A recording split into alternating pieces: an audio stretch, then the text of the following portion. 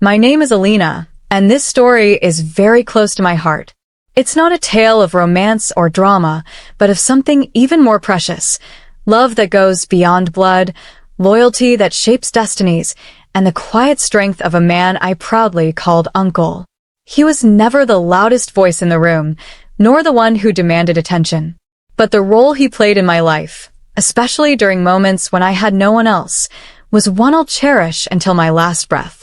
I want to take you through the story of how he walked into my life, changed it forever, and left behind a legacy that still echoes in the chambers of my soul.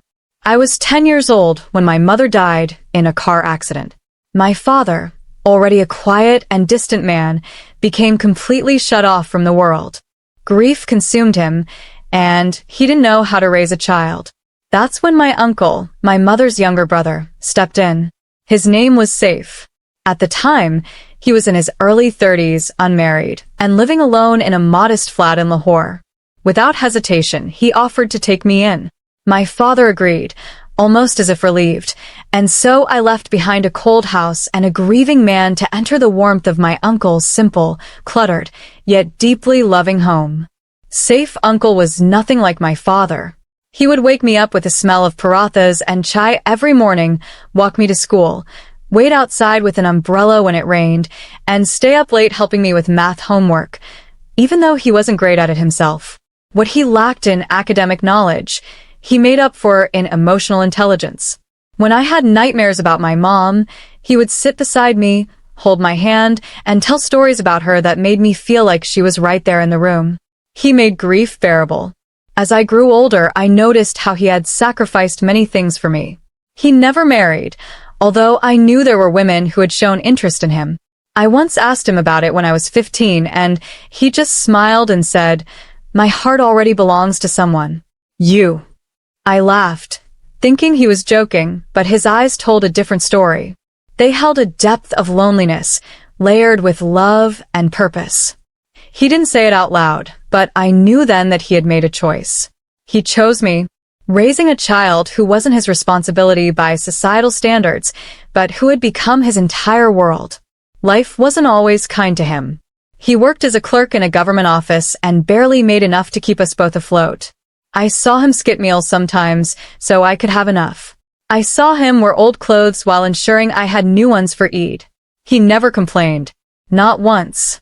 He found joy in my successes, in my laughter, and in the simple routines we shared. Evenings were our favorite, listening to Mehdi Hassan on his old tape recorder, sharing mango slices and talking about dreams, life, and everything in between. There was a time when I fell terribly sick. It was typhoid, and I was bedridden for weeks. Saif Uncle didn't leave my side.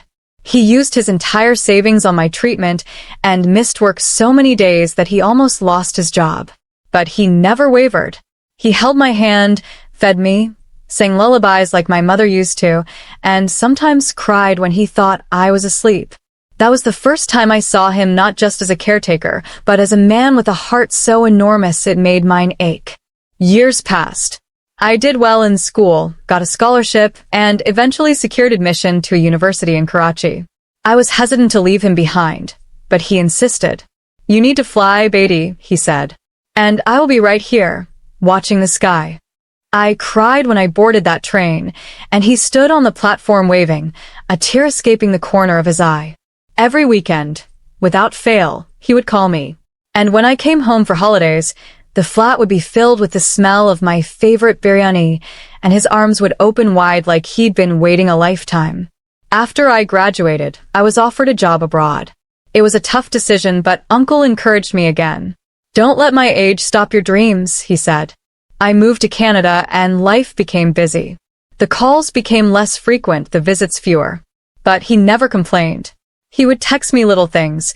"It's raining today," "Reminded me of your laughter," or "I made your favorite tea today, miss you." I always replied, but not always immediately. Then came the call I never wanted.